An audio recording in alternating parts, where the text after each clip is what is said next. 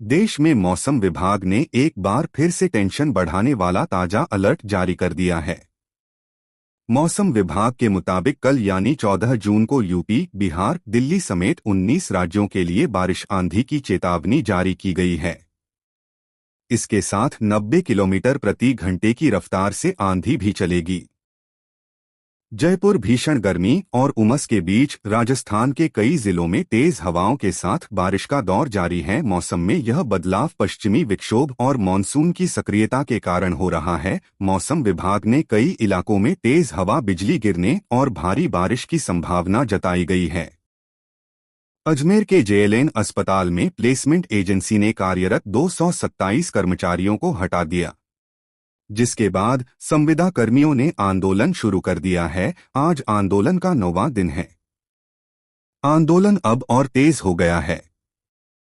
शनिवार को संविदा कर्मचारियों के समर्थन जोधपुर में कानून व्यवस्था और जन सुरक्षा बनाए रखने के उद्देश्य से पुलिस आयुक्तालय ने शहर में बिना अनुमति रैली, जुलूस, धरना प्रदर्शन और सार्वजनिक सभाओं के आयोजन पर प्रतिबंध लगाया है। इस पर कांग्रेस के दिग्गज नेता अशोक गहलोत ने सोशल मीडिया जालोर बागरा 4 लेन प्रोजेक्ट को स्वीकृति मिलने का मूल उद्देश्य इस व्यस्त मार्ग पर लगातार हो रहे सड़क हादसों को रोकना और सुरक्षित यातायात व्यवस्था उपलब्ध कराना था। मार्ग की कम चौड़ाई, अपर्याप्त सुरक्षा मानकों और बढ़ते यातायात दबाव के कारण यहां दुर्घटनाएं आम हो गई थीं।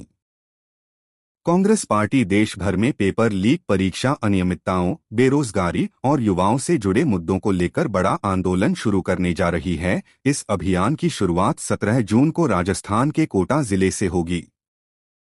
राहुल गांधी कोटा पहुंचकर स्टूडेंट और प्रतियोगी परीक्षाओं की तैयारी कर रहे। श्री गंगानगर गगनहर के हिस्से के पानी में कटौती कर पंजाब के अपनी प्रमुख सिंचाई प्रणालियों विशेषकर सरहिंद फीडर में अतिरिक्त पानी छोड़े जाने को लेकर किसानों में नाराजगी बढ़ रही है। दूसरी ओर पंजाब के कई क्षेत्रों में नहरों में क्षमता से अधिक पानी चलने के कारण ओवरफ्लो की स्थिति बन गई है।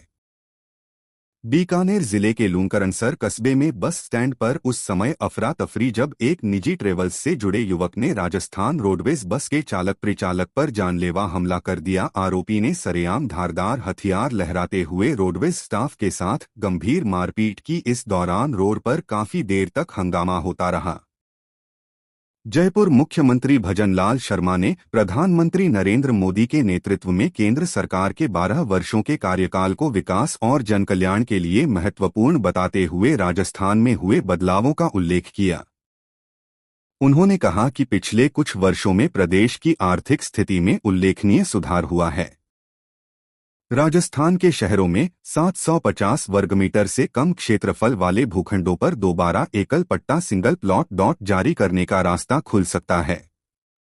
इसके लिए राजस्थान सरकार टाउनशिप पॉलिसी में संशोधन पर विचार कर रही है। हालांकि शहरी नियोजन विशेषज्ञों का कहना है राजस्थान में पंचायत और निकाय का कार्यकाल पूरा होने के बावजूद चुनाव नहीं होने से प्रदेश की ग्रामीण और शहरी सरकार कागजों तक सीमित होकर रह गई है। हाई कोर्ट 31 जुलाई तक चुनाव कराने के आदेश दे चुका है। जयपुर छापेमार कार्रवाई को लेकर पूर्व सीएम अशोक गहलोत ने राजस्थान सरकार के मंत्री किरोड़ी लाल मीणा को सलाह दे डाली। अशोक गहलोत ने कहा कि मंत्री जी को खुद जाकर छापे नहीं डालने चाहिए। इस बयान के बाद मंत्री किरोड़ी लाल मीणा ने अशोक गहलोत पर पलटवार करते हुए जयपुर अलार्म अब सिर्फ ऑफिस के लिए नहीं बजेगा। 14 जून रविवार को जयपुर की सुबह शहर के नाम होगी।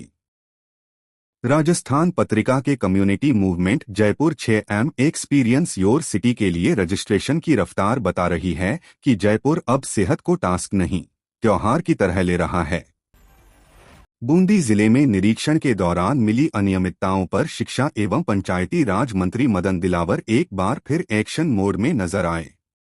मंत्री के निर्देश पर 11 ग्राम पंचायतों से जुड़े अधिकारियों और कर्मचारियों के खिलाफ बड़ी कार्रवाई की गई है। गोठड़ा बढ़ती महंगाई के बीच केंद्र सरकार ने प्रधानमंत्री उज्ज्वला योजना के तहत मिलने वाले सब्सिडी वाले एलपीजी सिलेंडरों की संख्या में कटौती करने की घोषणा की है।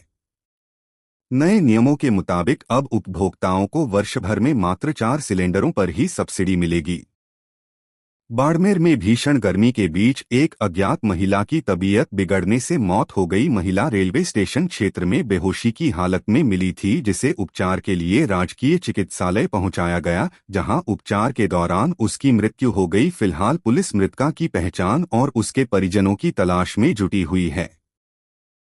खाद की कालाबाजारी को रोकने के लिए राजस्थान सरकार खाद वितरण व्यवस्था को पूरी तरह डिजिटल बनाने जा रही है।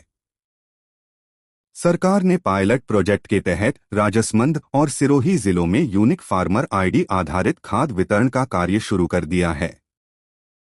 अजमेर शहर में शनिवार सुबह तेज हवाओं संग बरसात हुई।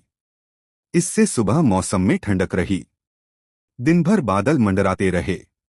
धूप छांव का दौर भी चला। अधिकतम तापमान 38.9 और न्यूनतम 20.0 डिग्री सेल्सियस रहा। सुबह 5 बजे तेज हवाओं और गर्जना से बरसात हुई। राजस्थान में भीषण गर्मी के बीच आंधी बारिश का दौर फिर शुरू हो गया है। प्री मानसून की बारिश ने लोगों को गर्मी से राहत दिला दी है। वहीं मौसम विभाग ने आज 20 जिलों में ऑरेंज और 9 जिलों में येलो अलर्ट जारी किया था। वहीं कल के लिए 23 जिलों में मेघगर्जन, वज्रपात, आंधी और कई जिलों में बारिश का भी अलर्ट जारी किया है। पश्चिम बंगाल में विधानसभा चुनाव के बाद से सियासी हलचल तेज है। तृणमूल कांग्रेस टीएमसी के कुछ सांसदों में बगावत की आग अब लोकसभा तक पहुंच गई है। बागी सांसद लोकसभा स्पीकर से मुलाकात करने वाले हैं। इस बीच कांग्रेस नेता अधीर रंजन चौधरी ने इसे भाजपा की चाल बताया है। उनका कहना है, असम के जोरहाट एयरफोर्स स्टेशन पर भारतीय वायुसेना का एक N-32 ट्रांसपोर्ट विमान क्रैश हो गया। इस हादसे में 5 जवानों के शहीद होने की जानकारी आई है। इस मामले में अब रक्षा मंत्री राजनाथ सिंह का बयान भी आ गया है। उन्होंने कहा कि देश सभी जवानों की शहादत को हमेशा याद रखेगा।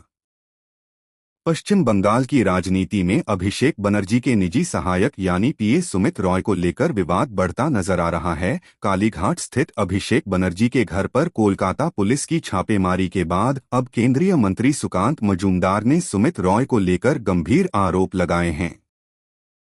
तृणमूल कांग्रेस टीएमसी सांसद अभिषेक बनर्जी की मुश्किलें रुकने का नाम नहीं ले रही है। शनिवार सुबह ही कोलकाता स्थित कालीघाट आवास पर सीआईडी की रेड पड़ी है। इसी बीच अब उनके खिलाफ एक और शिकायत दर्ज हो गई है। यह शिकायत सिलीगुड़ी के एक व्यापारी ने अभिषेक के खिलाफ दर्ज कराई है। पिछले दिनों हिजबुल्लाह और इजरायल ने एक दूसरे पर लगातार अटैक किया, जिसमें काफी नुकसान भी हुआ। इजरायल में न सही लेकिन लेबनान में जानमाल की क्षति हुई। यही कारण है कि अमेरिका ईरान युद्ध के अलावा अब सबकी नजरें हिजबुल्लाह और इजरायल के बीच चल रहे संघर्ष पर भी टिकी हैं। प्रधानमंत्री नरेंद्र मोदी और तमिलनाडु के मुख्यमंत्री सी जोसेफ थलापति विजय के बीच की तालमेल की अटकलों को विराम लग गया है।